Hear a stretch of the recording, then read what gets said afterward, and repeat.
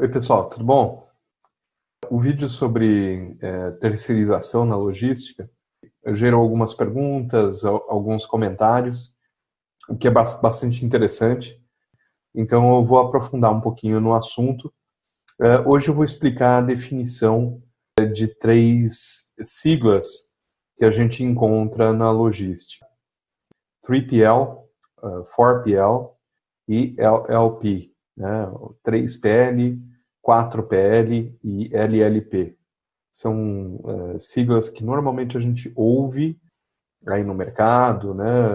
Costumam ser colocados nos panfletos, muito citado nas revistas de logística, porém são termos que são pouco explicados.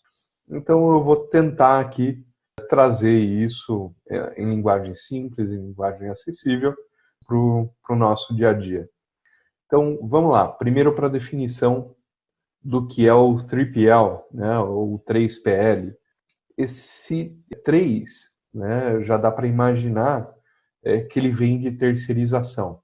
Então, basicamente, o 3PL, inclusive a origem do termo é uma abreviação de Third Party Logistics. Então, logística terceirizada, logística feita por um terceiro.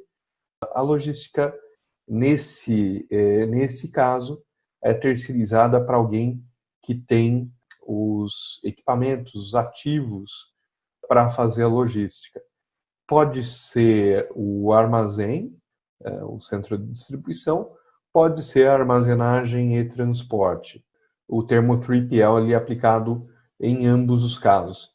E normalmente as empresas que se chamam, que se denominam de 3PL, elas têm tanto o know-how quanto os ativos para fazer os dois serviços. Então, de armazenagem, né, de distribuição e de transporte. A segunda sigla é a sigla 4PL, né, escreve 4PL.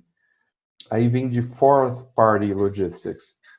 Seria a logística quarteirizada, né? O que é essa quarteirização? O 4PL, ele é um especialista em logística, né, uma empresa que vai fornecer sistemas e know-how, né, para administrar a logística. Então, ele não vai executar com ativo próprio. A logística na prática, ou a parte física, né, da movimentação de materiais, da armazenagem, pode ser feita pela própria empresa ou por terceiros, contratados por ela ou contratados pelo 4PL, e o 4PL vai gerenciar com base em sistemas, em informação, informação eletrônica. Essa que é a base do trabalho do 4PL. Então, é a logística quarteirizada. A função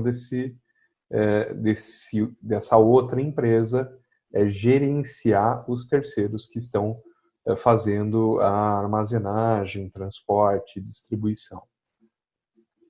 E tem um outro termo, esse já é um pouco mais antigo, de vez em quando a gente ainda vê ele sendo usado, é do LLP, né?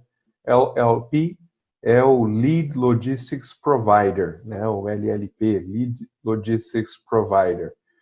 Ele é um transportador líder. O que é isso, esse transportador líder? Ele vai fazer parte da logística da empresa, com os ativos próprios dele, e o que ele não puder ou o que ele não for eficiente para fazer com os ativos dele, ele vai quarteirizar para outras empresas, outros players normalmente menores, né? E ele vai gerenciar esses players em nome do embarcador, tá?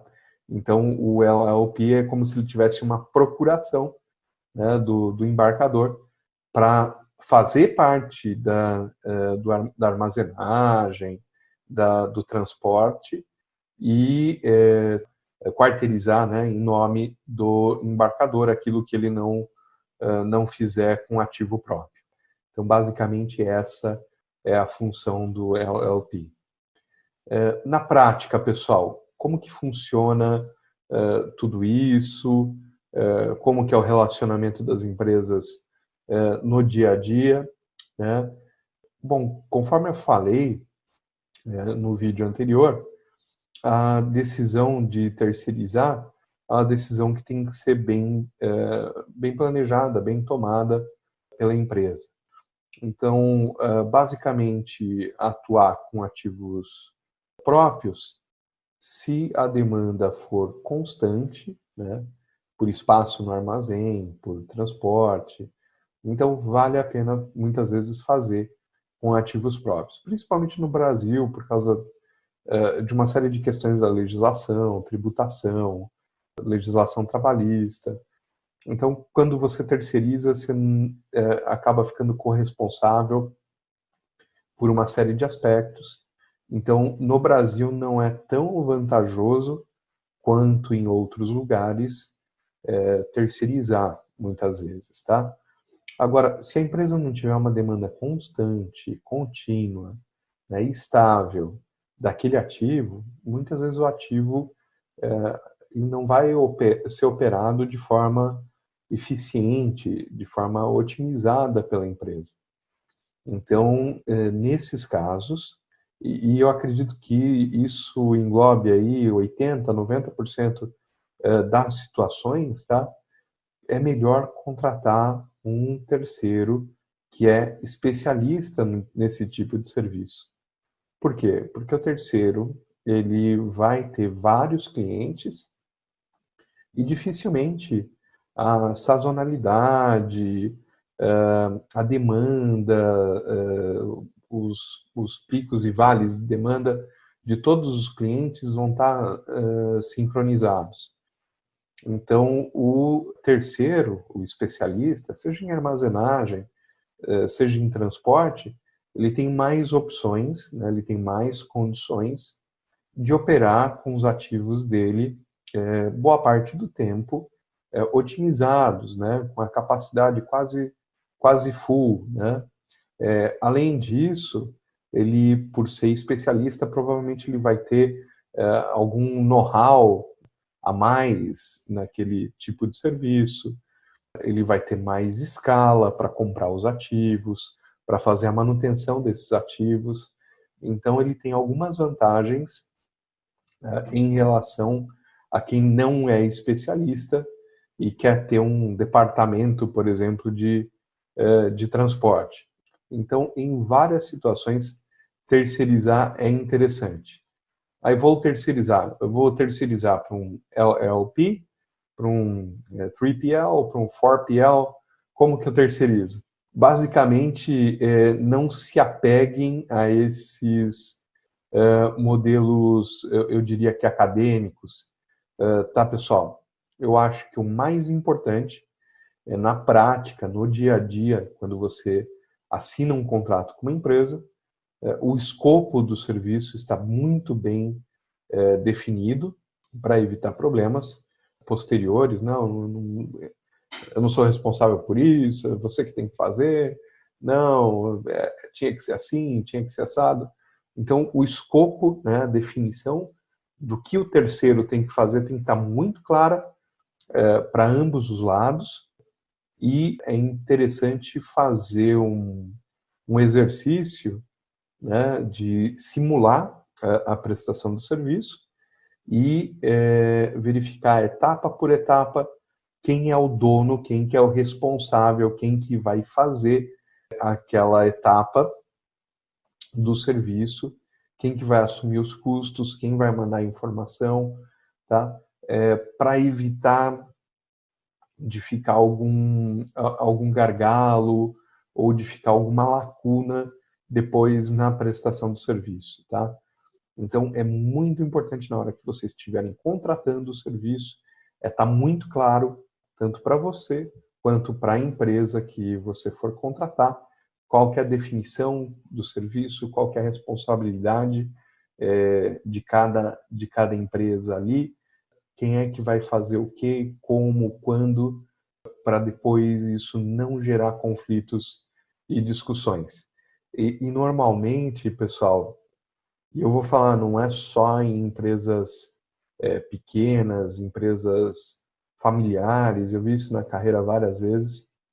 Normalmente, quando chegam nos detalhes dessas definições, as empresas acabam falhando, tá? Então, normalmente os problemas operacionais, eles nascem de alguma falha ali no começo, na definição, no escopo do serviço, na hora de especificar o que você quer daquele serviço, tá? E é lógico, né? Tem que ter bom senso de ambas as partes, né? De quem está do embarcador, né? De quem está contratando o serviço e de quem está sendo contratado.